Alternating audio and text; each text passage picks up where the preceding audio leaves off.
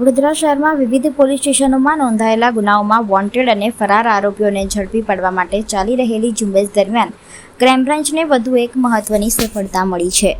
Jawahar Nagar police સ્ટેશનમાં નોંધાયેલા ઠગાઈના ગુનામાં છેલ્લા ઘણા સમયથી નાસ્તા ફરતા આરોપી વિજય ઉર્ફે કાણિયો લક્ષ્મણભાઈ મારવાડીને ક્રાઇમ બ્રાન્ચે ઝડપી પાડ્યો છે. આરોપીને ન્યૂ VIP રોડ સ્થિત ખોડિયારનગર વિસ્તારમાંથી દબોચવામાં આવ્યો હતો. મળતી માહિતી મુજબ 29 જાન્યુઆરી 2026ના રોજ ઉંડેરા ગામમાં આવેલી એક દુકાનને બે અજાણ્યા શખ્સો પહોંચ્યા હતા. બંને દુકાનદાર મહિલાને વાતોમાં ભોળવી વિશ્વાસમાં લીધી હતી.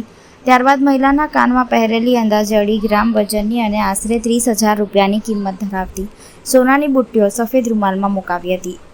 આરોપીઓએ ચતુરાઈપૂર્વક સોનાની બુટ્ટીઓની જગ્યાએ રૂમાલમાં પથ્થરના ટુકડા મૂકી ઠગાઈ આચરી ફરાર થઈ ગયા હતા. ઘટનાની તપાસ દરમિયાન વિજય મારવાડીની સંડોવણી સામે આવી હતી, પરંતુ તે સતત પોલીસથી બચવા માટે સ્થળાંતર કરતો રહ્યો હતો. દરમિયાન ક્રાઇમ બ્રાન્ચને મળેલી ચોક્કસ બાતમીના આધારે ખોડિયારનગર વિસ્તારમાં વોચ ગોઠવવામાં આવી હતી, જ્યાંથી આરોપીને ઝડપી લેવામાં આવ્યો હતો. પકડાયેલા આરોપીની પ્રાથમિક પૂછપરછ બાદ તેને વધુ તપાસ સાથે જવાહરનગર પોલીસ સ્ટેશનને સોંપવામાં આવ્યો છે.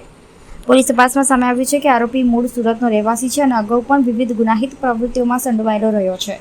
ઉલ્લેખનીય છે કે આ ઠગાઈની ઘટનાથી વેપારી વર્ગમાં ચિંતા અને ફફડાટનો માહોલ સર્જાયો હતો.